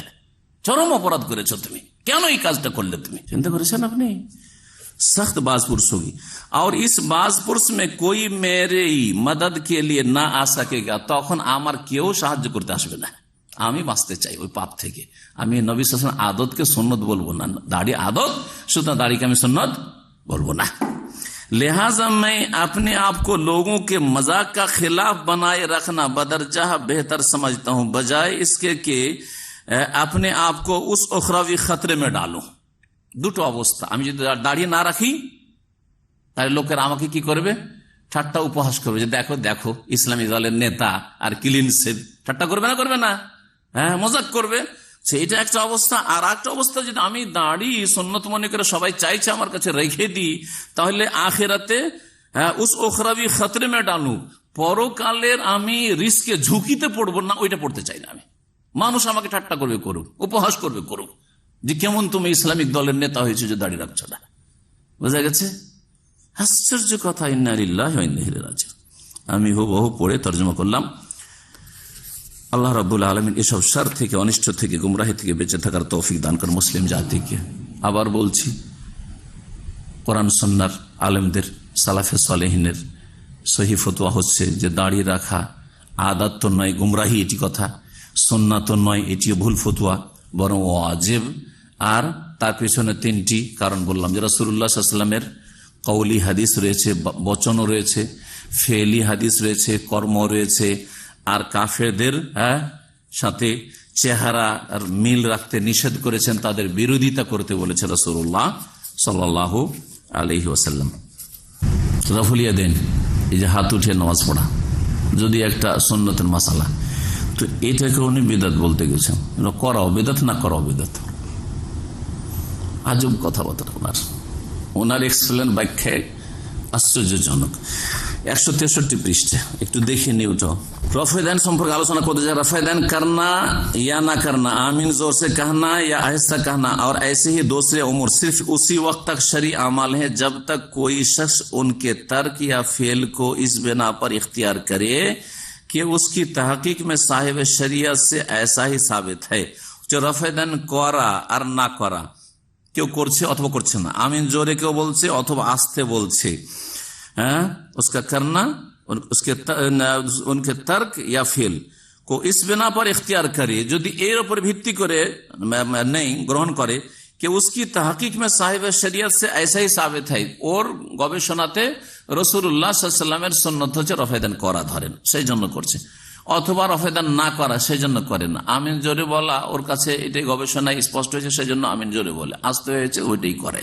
যদি এইরকম হয় তো বলছেন साहिब शरीयत से ऐसा ही साबित है, या ये कि ऐसा करना दलाइल शरिया की बिना पर अर्जा औला है, তার কাছে যে দলিলগুলি দলিলের দিক থেকে সে শক্তিশালী মনে করছে, এইরকম যদি করে তো ঠিক আছে। मगर जब यही अमल, তার কাছে এটা ঠিক লেগেছে বলে করেছে, কিন্তু मगर जब यही अमल किसी मखसूस फिरके के शियार बन जाए, এই আমলগুলো যদি কোনো একটা দলের প্রতীক হিসাবে চিহ্নিত হয়, প্রতীক হিসাবে জানা যায়, যেমন রফেদান করা যদি ভারত বা বাংলাদেশের রফেদান যদি করে কেউ, তার মানে জেনে নেবে যে কি আছে, আহলে হাদিস আছে। রফেদান যদি না করে, কারণ বাংলাদেশে তার সাফেই নেই, কেরালায় হইলে ব্যাপারটা আলাদা, কেরালাতে সাফিও হইতে পারে, কবর পূজারিও আবার রফেদান করতে পারে, আমিন জোরে বলতে পারে। সাফি মজাব আমিন জোরে বলাও আছে, রফেদানিও আছে, আর কবর পূজা সাফি মজাবে নাই, কিন্তু এই ভণ্ডদের ধর্মে আছে যে কবর পূজাও করে আর সাফিও হয়ে থাকে। ইমাম শাফির কোনো সম্পর্ক নাই এই শিরকি ধর্মের সাথে। তো কিন্তু উত্তর ভারত, পশ্চিমবঙ্গ অথবা বাংলাদেশ, এগুলোতে হয় হানাফি আছে, সে হানাফি দেওবন্দি হোক, বেরলভি হোক, জামাত ইসলামী হোক, অথবা আর কিছু হোক, মেলা ফিরকে আছে ওদের, ওগুলো হোক, অথবা কি আছে আহলে হাদিস আছে। যদি রফেদান করে তাহলে হ্যাঁ আহলে হাদিস। তো মওদুদী সাহেব বলতে চাইছেন যে রফেদান করাটা যদি কোনো একটা দলের প্রতীক হয়ে যায়, যে চেনা যাচ্ছে ওটি দিয়ে আহলে হাদিস, মসজিদে নামাজ পড়ছে রফেদান করে, তার মানে এরা আহলে হাদিস, এরা রফেদান করে না তার মানে এরা হানাফি। যদি এইরকম প্রতীক হিসাবে যদি জানা যায় যে এইটা একটা তাদের কি হচ্ছে লক্ষণ, পরিচয় হয়ে গেছে, তাহলে আপত্তিকর হয়ে গেল, তাহলে বিদআত হয়ে যাবে। পুরো কথাটা শোনাই তাহলে আরো ক্লিয়ার হবে যে উনি কি বলতে চাইছেন। বলছেন যে मगर जब यही अमल, माने रफेदान और आमीन जोरे बास्ते बोला, मगर जब यही अमल किसी मखसूस फिरके के शियार बन जाए और उनका तर्क या फेल वो अलामत करार पाए, ছাড়া অথবা করা যদি এর লক্ষণ হয় যে এটা অমুক দল, এটা অমুক দল, जिसकी बिना पर ये फैसला किया जाने लगे, যার ভিত্তিতে এই রফেদান দেখে বা আমিন জোরে দেখে বা আস্তে দেখে যদি এই সিদ্ধান্ত করা যায় কে आप किस फिरका में दाखिल और किस से खारिज हैं, कौन दलेर लोग और कौन दलेर ना, এটা যদি বোঝা যায়, और फिर उन्हीं अलामतों के लिहाज से ये तय होने लगे कि कौन अपना है और कौन गैर, আর এইটা দেখে যদি এরকম মনে করা হয় যে কে আমাদের লোক আর কে অন্যদের লোক, যেমন হানাফিরা রফেদান করতে না দেখতে হ্যাঁ আমাদেরই লোক আছে, যদি কেউ কোনো আহলে হাদিস দেখে যে রফেদান করছে একজন লোক মসজিদ, তার মানে বলছে আহলে হাদিসই আছে, বুঝছে না এইরকম যদি বুঝতে লাগে तो कौन अपना है और कौन गैर, तो इस सूरत में रफ़ेदान करना और ना करना, या आमीन जोर से कहना या आहिस्ता कहना, या ऐसे ही दूसरे उमूर का तर्क और फेल, যেমন বুকে হাত বাঁধা আর নাভিতে হাত বাঁধা, ধরেন নাভি নিচে হাত বাঁধা, এই সবগুলি और दूसरे उमूर का तर्क और फेल করা অথবা না করা, दोनों एक साथ बिदअत हैं, দুটাই সমান বিদআত, এক সমান বরাবর, দুটো হচ্ছে বিদআত। রফেদান দিয়ে যদি চিনে নেন যে এটা আমার আহলে হাদিস ভাই, সেই আকীদার ভাই আছে মনে হয়, তাহলে বিদআত হয়ে গেল। যদি রফেদান করে না বলে যদি হানাফি কি চিনে ফেলে, তাহলে এটা বিদআত হয়ে গেল মওলানা মওদুদীর কাছে। অর্থাৎ এইসব বাদ দিয়ে সবাই আসেন জামাত ইসলামীতে আসেন, উদ্দেশ্য হচ্ছে সবাই আসেন জামাত ইসলামী। মওলানা মওদুদীর একটি ক্যাসেট, অডিও ক্যাসেট আমার কাছে ছিল, সে অডিও ক্যাসেটে অল্প কথায় আছে আমার কাছে ছিল, কিন্তু দেশে তো বর্ষা বৃষ্টি বেশি, আল্লাহ জানে কি অবস্থা। আমার লাইব্রেরিতে এখনো আছে ওই ক্যাসেটগুলো, ওর মধ্যে একটা ক্যাসেট তাঁর আওয়াজে আছে, ওই তাঁর ভয়েসটা ওই সময় শুনেছি, আজকে থেকে কখন মদিনা আসার আগে। মদিনাতে অ্যাডমিশনে 30 বছর পার হয়ে যাচ্ছে, 89-এ এসছি, তার মানে 30 হতে যাচ্ছে। তার আগের কথা বলছি আর কি, 86, 87, 88 এই সময়গুলোতে। তখন আমি নিজের কানে শুনেছি, উনি বলছেন যে अल्हम्दुलिल्लाह, बल्कि अल्हम्दुलिल्लाह मेरी जमात में देवबंदी भी है, बरेलवी भी है, अहले हदीस भी है, यहाँ तक कि शिया भी है। আমি নিজের কানে শুনেছি, আল্লাহ সাক্ষী আছে। বলছে আলহামদুলিল্লাহ, আল্লাহ শুকরিয়া আদায় করেছে যে আমার দলে দেওবন্দি মানে এই যে কওমি তবলিগি, হ্যাঁ এরা আছে, চরমনা এই টাইপের যারা আছে এরা আছে দেওবন্দি সিলসিলা। আর আমার দলে বেরেলভি মানে আমাদের যেখানে 18 ভান্ডারি যেগুলো, এরাও আছে, রেজাখানি। আর আমার দলে আহলে হাদিসও আছে, 3 নম্বরে আহলে হাদিসের কথা বলছে দেওবন্দি বেরেলভি বলার পরে। তার বলছে ইহা তক এমন কি শিয়া भी हमारी जमात में है, গৌরব করে বলছে যে শিয়া আমার দলে আছে। টার্গেট হচ্ছে যে আমাদের এই রাজনৈতিক যে থিওরি এটাতে একমত হয়ে যাও, আর বাকি যা পারবে তাই করো। জি হ্যাঁ। আর একটা বিষয় দাজ্জালের কথা, দাজ্জাল সম্পর্কে খণ্ড হচ্ছে প্রথম খণ্ড, রাসাইল মাসাইল প্রথম খণ্ড, আর পৃষ্ঠা হচ্ছে 37 নম্বর পৃষ্ঠা। দাজ্জাল সম্পর্কে একবার ওনাকে জিজ্ঞাসা করা হলে প্রশ্নের উত্তরে উনি চট করে বলে ফেলেন যে দাজ্জাল, কানা দাজ্জাল এটা হচ্ছে আফসানা। আফসানা বুঝেন? উপন্যাস। উপন্যাস মানে কি? কাল্পনিক কথা। উপন্যাস কি হয়? কাল্পনিক। হ্যাঁ, জি হ্যাঁ।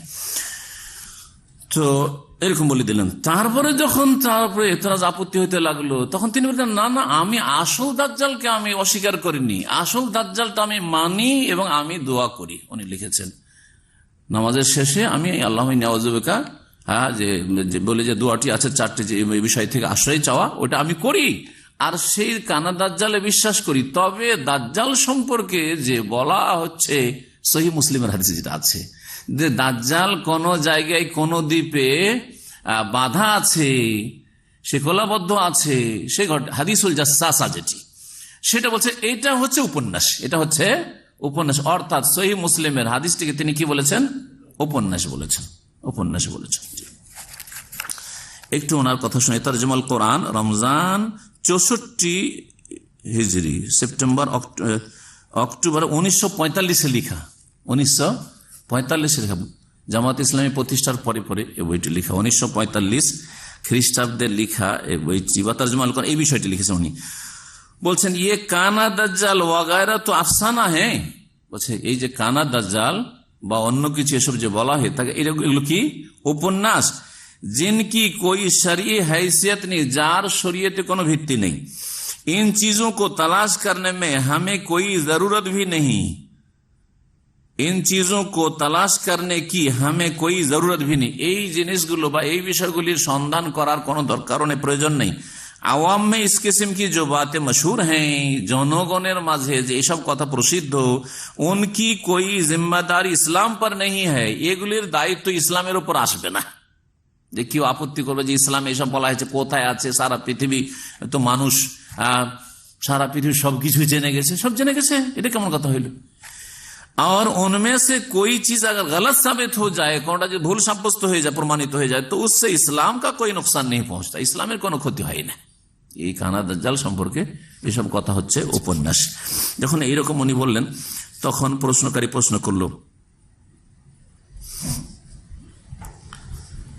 তখন উনি বলছেন আমি কানা দাজ্জালকে অস্বীকার করিনি। বলছে যে मैंने, জবাবে বলছেন প্রশ্নকারী, প্রশ্ন লম্বা আছে ওই দাজ্জাল সম্পর্কে, मैंने जिस चीज को अफसाना करार दिया है, তারপরে বলছেন আমি যে বিষয়টিকে উপন্যাস বলেছি ও ये ख्याल है, এই ধারণা করা কি দাজ্জাল कहीं मुक़य्यद है, দাজ্জাল কোথাও বাঁধা আছে।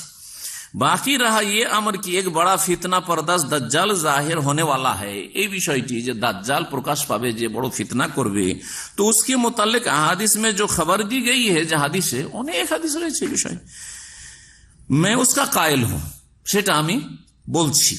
और हमेशा अपनी नमाज में वो दुआए मासूरा पढ़ा करता हूं, ওই দোয়া আমি পড়ি, দোয়া মাসুরা, जिसमें मिन जुमला दूसरे ताउज़ात के অন্যান্য আশ্রয়ের সাথে এই বিষয়টি আছে কি যে আল্লাহুম্মা ইন্নী আউযু বিকা মিন ফিতনাতিল মাসিহিদ দাজ্জাল।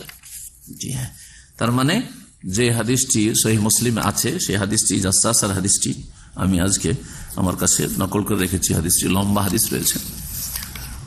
তামিমদারি যে সাগর পথে সফর করতে গিয়ে তুফান উঠে যায়, তারপরে কোথা থেকে কোথায় চলে যায়, রাস্তা হারিয়ে, তারপরে একটা দ্বীপে উঠে, তারপর ওখানে একটা জন্তুর সাথে দেখা হয়, তারপর কথা বলে জাসসাসা যেটা, আর তারপরে বলছে আমার পিছন দিকে দেখো, তুমি ওখানে আরো কিছু দেখতে পাবে। ওখানে গেলে দেখে যে একজন বাঁধা আছে, আর সে বলল যে আমি দাজ্জাল, আমি বেরোবো। এই হাদিস তিনি বলেছেন উপন্যাস। এই হাদিসটাকে সহিহ মুসলিমে তিনি কি বলেছেন? উপন্যাস। জি আল্লাহ ভালো জানেন, তবে কমপক্ষে অসংখ্য মানুষকে সন্দিহান করে দিবে সহিহ বুখারী মুসলিমের হাদিস। জি হ্যাঁ, হাদিস যে মুহাদ্দিসরা সহিহ বলেছেন বলে সহিহ এই আমি মানতে রাজি না, এই বিষয়গুলি যে বলেছেন, এই জন্যই তার সম্পর্কে আমি গত আলোচনাতে একটু বলেছিলাম যে তার সম্পর্কে সালাফি ওলামারা অনেকে বলেছেন যে তিনি আংশিক মুনকেরে হাদিস, আংশিক তিনি মুনকেরে হাদিস, যারা হাদিস অস্বীকারী বা আহলে কোরআন, তারও দুই ভাগে বিভক্ত। একদল ফুল আহলে কোরআন যারা কোনো হাদিস মানে না, হাদিস মানবই না, আর একদল হচ্ছে আংশিক আহলে কোরআন যারা অনেক সহিহ সহিহ হাদিসকে অস্বীকার করেছে।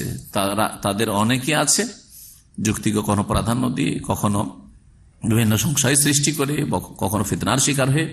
তাদের মধ্যে একজন আছেন মৌলানা মওদুদী। আর একটি বিষয় আকীদার বিষয় আছে, সেটা হচ্ছে মৌলানা মওদুদী বলছেন যে ইমানের মধ্যে আমল শামিল না, ইমান আর আমল ভিন্ন ভিন্ন জিনিস। এটা ইমাম আবু হানিফা রাহিমাহুল্লাহর মাযহাব ছিল যে ইমান আমল আলাদা জিনিস। ইমান আমল যদি আলাদা হয় তো তাহলে আর ইমান কমে না বাড়ে না, ইমান একই অবস্থায় থাকে, আর আমল ইমানের অন্তর্ভুক্ত নয়। এটা আবু হানিফা রাহিমাহুল্লাহর ফতোয়া ছিল, যাতে তার ভুল হয়েছে সেই জন্য তাকে অনেকে মুরজিয়াতুল ফোকাহা বলেছেন। মুরজিয়া দুই রকম, একটা হচ্ছে আকীদার মুরজিয়া, যারা অন্যরা ছিল গুমরাহ, আর ইমাম আবু হানিফাকে আর তার সাথে যারা আছে তাদেরকে মুরজিয়াতুল ফোকাহা বলা হয়েছে, যারা আমলকে গুরুত্ব দেয়নি। ইমান আমল ছাড়াই ইমান হইতে পারে, আমল ওর মধ্যে শামিল নয়, তার মানে আমল ছাড়া ইমান হয়ে যেতে পারে। পক্ষান্তরে সমস্ত আইম্মায়ে কেরাম, ইমাম বুখারী রাহিমাহুল্লাহ কিতাবুল ইমান চ্যাপ্টারটা শুরু করলে আপনি পাবেন অধ্যায়, আর তার সাথে আয়াত, কয়েকটি আয়াত নিয়ে এসছেন, হাদিস নিয়ে এসছেন অনেকগুলি পুরোটাতে, আর বিভিন্ন আমলের ক্ষেত্রে যে এই আমলকে ইমান বলা হয়েছে, আমলকে ইমান বলা হয়েছে, দলিল পেশ করেছেন। এই বিষয় দিয়ে শেষ করছি।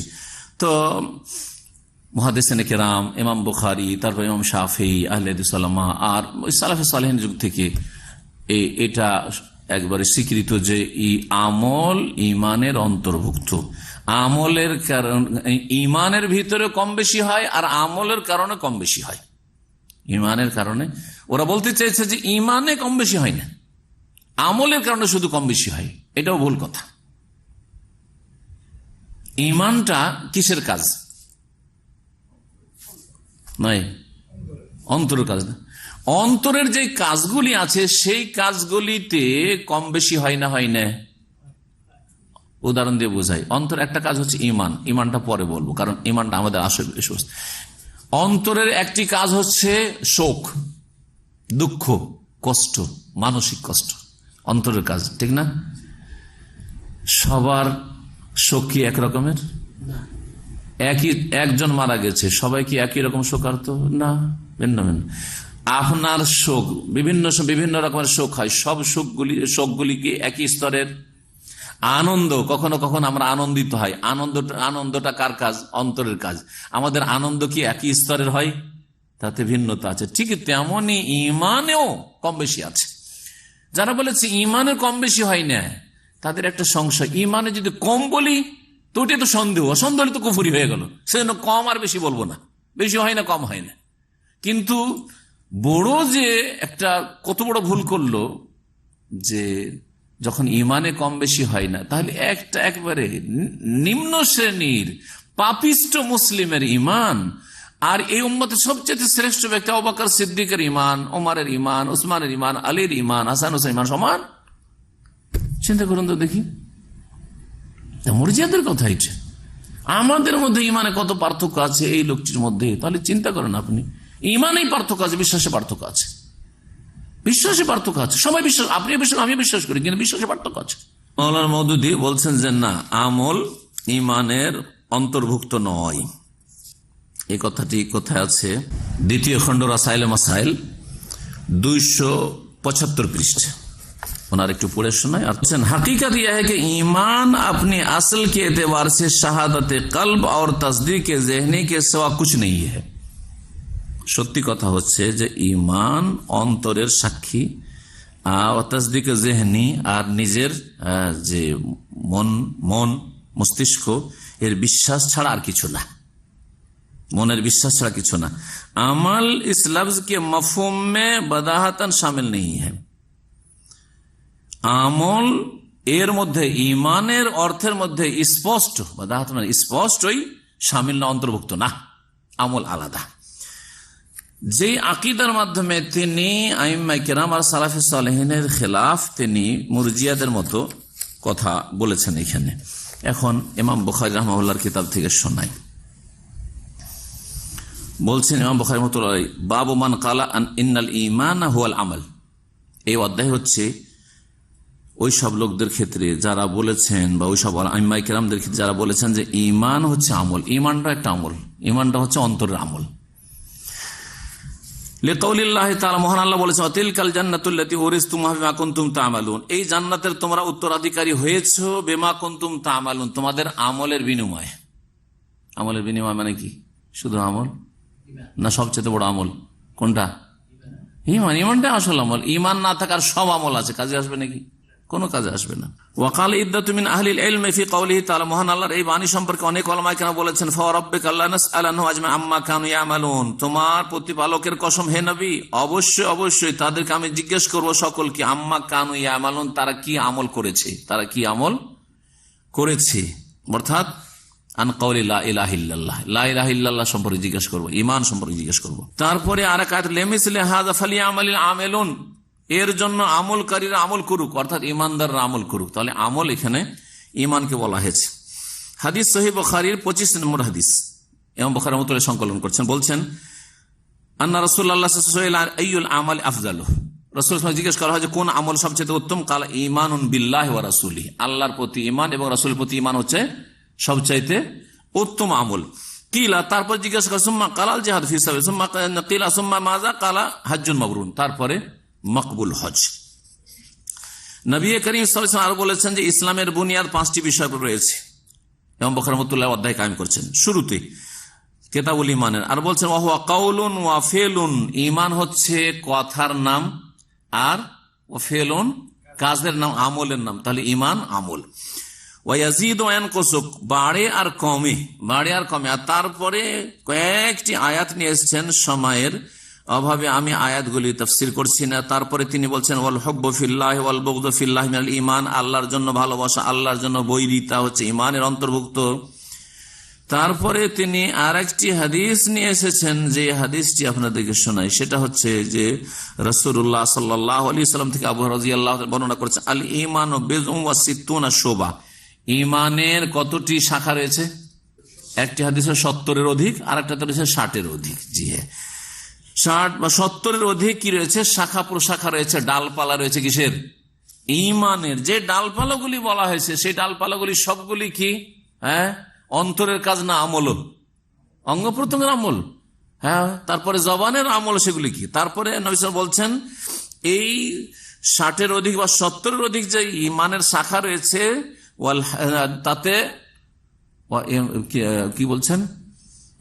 আলাহা কাউলুল্লাহ, সবচাইতে উচ্চ হচ্ছে স্তর হচ্ছে কি ঈমানের? লা ইলাহা ইল্লাল্লাহ বলা, লা ইলাহা বলাটা হচ্ছে সবচেয়ে উচ্চ শাখা। ও আদনাহা, আর সবচেয়ে নিম্ন শাখা হচ্ছে ইমাতাতুল আযা আনিত তারিক, রাস্তা থেকে কষ্টদায়ক বস্তুকে সরিয়ে দাও। এটাও কি ঈমানের যে শাখাগুলি রয়েছে তার অন্তর্ভুক্ত। রাস্তা থেকে কষ্টদায়ক কোনো কিছু, ময়লা আবর্জনা, কাঁটা বা ইট পাটকেলকে সরিয়ে দেওয়া, এটা কি আমল নয়? হ্যাঁ, এটাকে কি বললেন নবী সাল্লাল্লাহু আলাইহি ওয়াসাল্লাম? ঈমানের শাখা বললেন। আর বলছেন, ওয়াল হায়া ও শুবাতুম মিনাল ঈমান, লজ্জা করা ঈমানের একটা শাখা। লজ্জা করা এটা আমল না? লজ্জা করা ঈমানের শাখা। তাহলে এইরকম বহু দলিল রয়েছে। সালাতকে ঈমান বলা হয়েছে, সিয়াম কি ঈমান, মান সামা রমাদান ঈমানান ওয়া ইহতিসাবান। জি, সুতরাং সালাফে সালেহিনের বা মুহাদ্দিসিন কিরামদের যে আকীদা, যে ঈমানের অন্তর্ভুক্ত হচ্ছে আমল, কিছু না কিছু আমল থাকতে হবে। এই জন্য তাদের কাছে ঈমান হচ্ছে তিনটি বিষয় সমষ্টির নাম। একটা হচ্ছে তাসদীক বিল জানান বা বিল কলব, অন্তর থেকে বিশ্বাস করা। আর কওলুন বিল লিসান, জবান দ্বারা, বা ইকরার বিল লিসান, জবান দ্বারা স্বীকৃতি, শাহাদাত প্রদান করা, সাক্ষ্য প্রদান করা। ওয়া আমালুন বিল আরকান, অঙ্গ প্রত্যঙ্গ দিয়ে আমল করা। এগুলি সব ঈমানের অন্তর্ভুক্ত। জি হ্যাঁ। তো আল্লাহ রাব্বুল আলামিন যেন আমাদেরকে সহি কথা বোঝার তৌফিক দান করেন। এই ছিল মোটামুটি আমাদের আলোচনা। এছাড়াও বেশ কিছু বিষয় রয়েছে, কিন্তু কথা লম্বা হয়ে গেছে, সুবহানাল্লাহ, অনেক সময় চলে গেছে, আর আমরা বেশি এতে যাচ্ছি না। একটি বিষয় বলেছেন যে কোন লোক মুহাম্মাদি বলে পরিচয় দিবে, এটাও জায়েজ না। ওনাকে তার আগে যদি আপত্তি করতে হইতো তো বলতে দেওবন্দি বলে, বেরেলভি বলে, অথবা রেজবি বলে, হ্যাঁ এইসব বলে পরিচয় দিবে। এগুলোর ক্ষেত্রে মুখ খুললেন না কেন? আশ্চর্য। 302 পৃষ্ঠা দ্বিতীয় খণ্ড, এইটা পড়ে দিচ্ছি শুধু, যদিও লম্বা সময় হয়ে গেছে। কত বললাম? 302 পৃষ্ঠা। জামাত ইসলামীর লোকদেরকে যারা খারাপ ভাষায় বলতো, তারা মৌদুদি পন্থী বলতো, বা এই ধরনের কথাবার্তা বলতো, মৌদুদিয়ে উর্দুতে বলতো। তো ওইটা সম্পর্কে আলোচনা করতে গিয়ে উনি বলছেন যে এটা আমরা পছন্দ করি না। তারপরে বলছেন যে হাম তো ইস মসলক কো মোহাম্মদি कहने के लिए भी तैयार नहीं है। আমি এই মাসলাককে, এই পথটাকে, এই আদর্শকে, মাসলাকে মোহাম্মদি বল, ইস মাসলাক মোহাম্মদি कहने के लिए, মোহাম্মদি বলবো, এটার জন্য প্রস্তুত না। কেউ বলবে যে আপনি কোন তরিকার লোক ভাই? যদি কেউ নিজেকে হানাফি পরিচয় দেয়, কেউ যদি শাফি, মালিকি, হাম্বেলি পরিচয় দেয়, কেউ নিজেকে বলে আমি দেওবন্দি মসলকের লোক, আমি রেজবি মসলাকের লোক, আপনি যদি মোহাম্মদি বলেন, এই কথা বলার জন্য প্রস্তুত না। হ্যাঁ, এটা বলা যাবে না। ये तो इस्लाम है जिसके मौजूद होने का शर्फ किसी इंसान को हासिल नहीं, इसलिए उसे किसी इंसान की तरह मनसूब नहीं किया जा सकता। কোন মানুষের সাথে সম্পৃক্ত করা চলবে না। এমনকি মুহাম্মদ রাসূলুল্লাহ সাল্লাল্লাহু আলাইহি সাল্লামের সাথে সম্পৃক্ত করে কেউ বলবে যে আমি মুহাম্মাদি, এটা বলতে আমি প্রস্তুত নই। যাই হোক, কথা লম্বা না করে এখানে আলোচনা শেষ করছি। সুবহানাকাল্লাহুম্মা ওয়া বিহামদিকা আশহাদু আল্লা ইলাহা ইল্লা আনতা আস্তাগফিরুকা ওয়া আতুবু ইলাইক। ربنا هب لنا من ازواجنا وذرياتنا قرة اعين واجعلنا للمتقين اماما ربنا لا تزغ قلوبنا بعد إذ هديتنا وهب لنا من لدنك رحمة انك انت الوهاب. صلى الله وسلم على نبينا محمد وعلى اله وصحبه